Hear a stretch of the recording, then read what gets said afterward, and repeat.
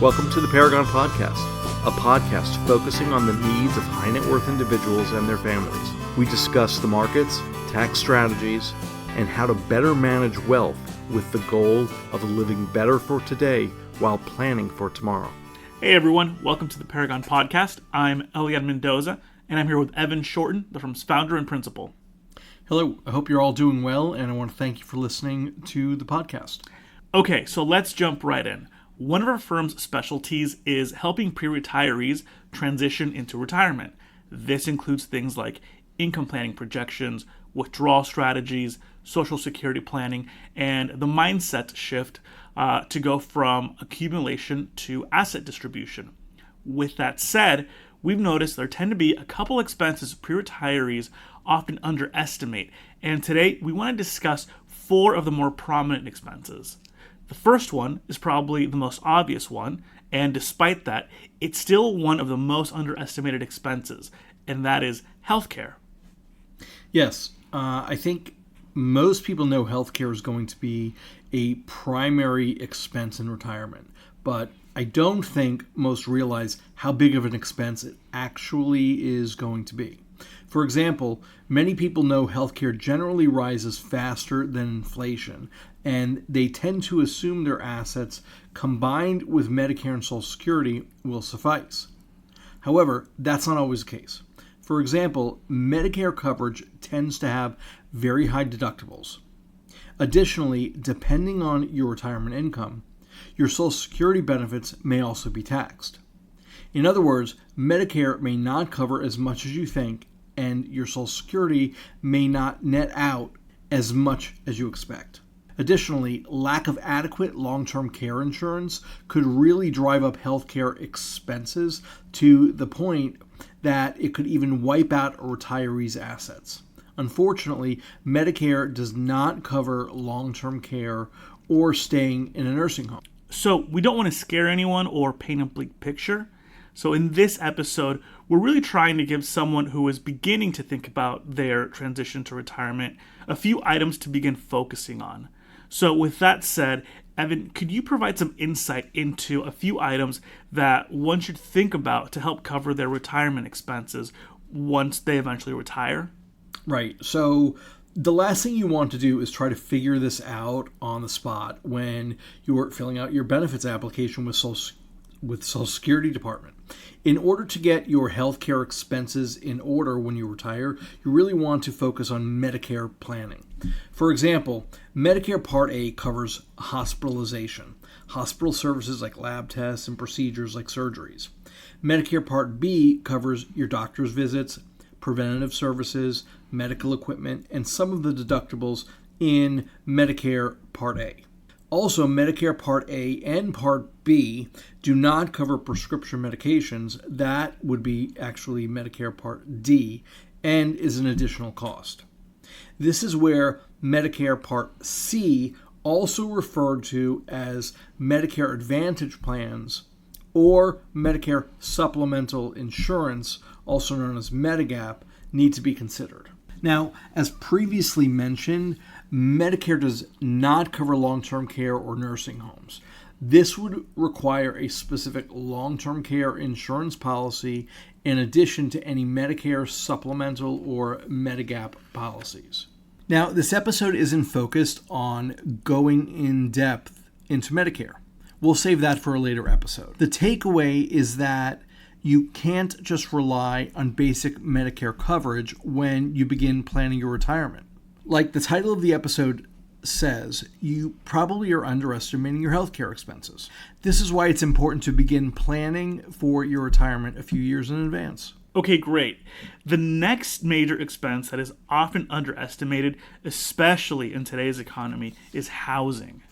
So housing is tricky because most people have convinced themselves that once their home is paid off, they can take a breather as it's one of the biggest expenses, might finally disappear. But as we've seen in the last few years, the cost of housing will still creep up in other ways. For example, you may own your home, but you will forever rent the land.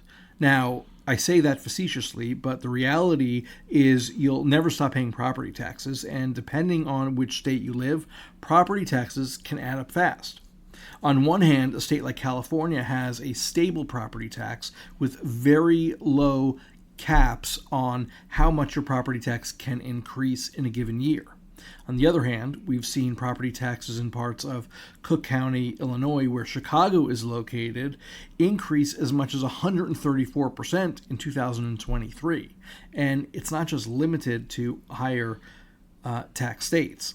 Last year, Tennessee, a state notable for its low taxes, saw an increase of 52% in property taxes in the Chattanooga metro area. So another housing cost that can creep up over time is your home insurance. In California alone, we've seen insurance premiums increase by as much as 15% in the past year, and odds are next year insurance premiums will have an even higher increase.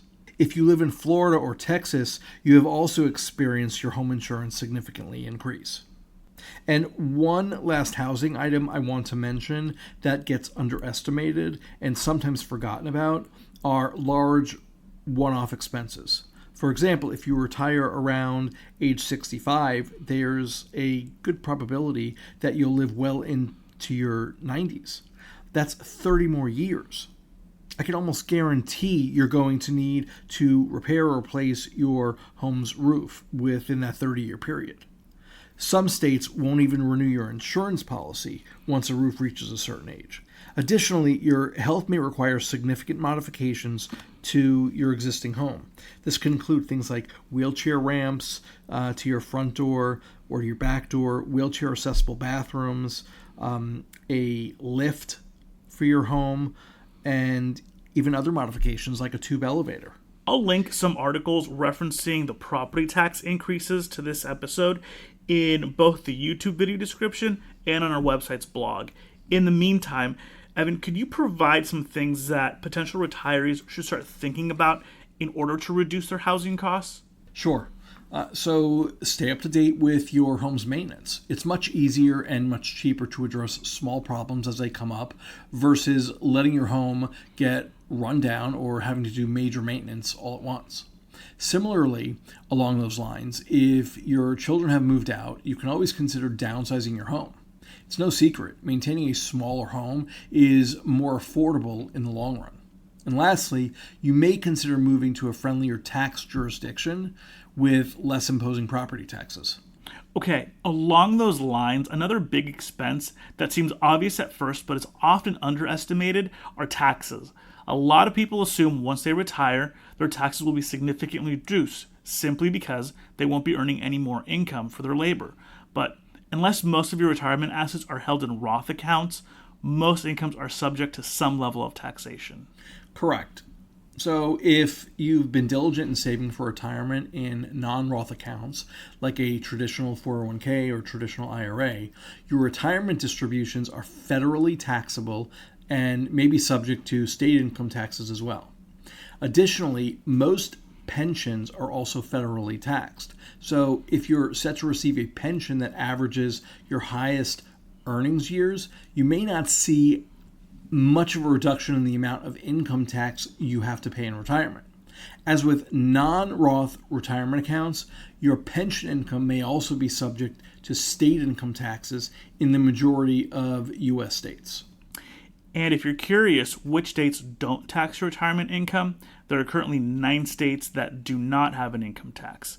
Those states include Alaska, Florida, Nevada, New Hampshire, South Dakota, Tennessee, Texas, Washington, and Wyoming. Additionally, there are 4 other states that don't tax retirement income specifically.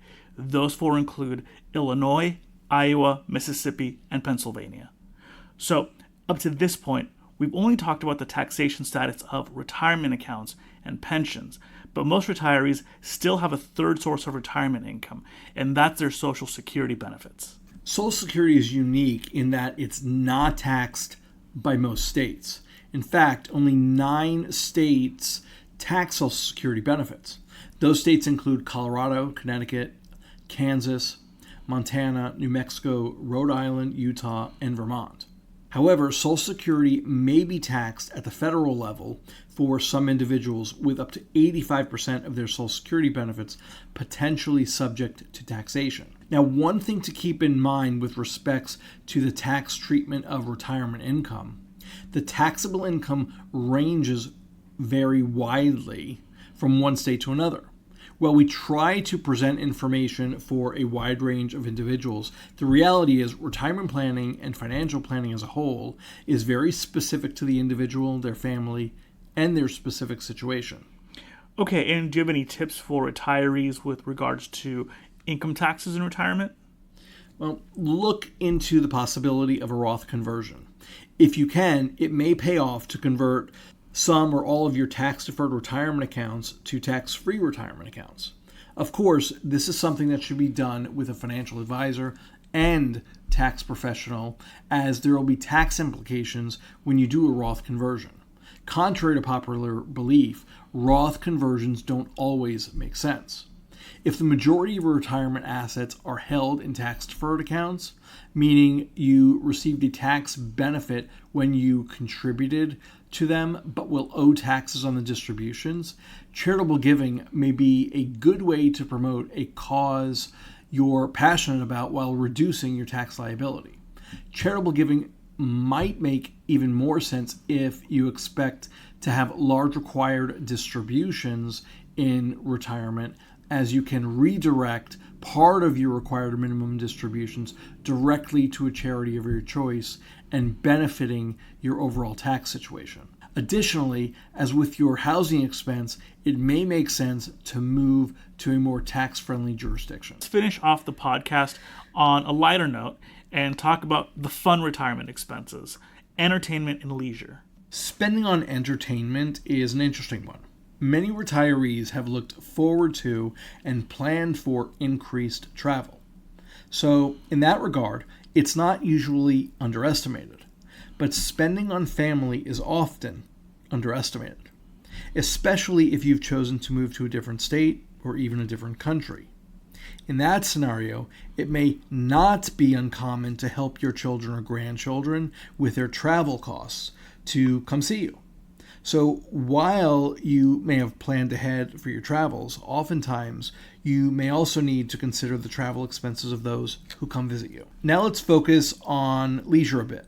I think leisure is sort of an add-on to entertainment, and perhaps it's the leisure aspect of entertainment that might creep up cost-wise. For example, your retirement planning might incorporate increased travel, or perhaps you've even anticipated covering the travel cost of family members to come visit you.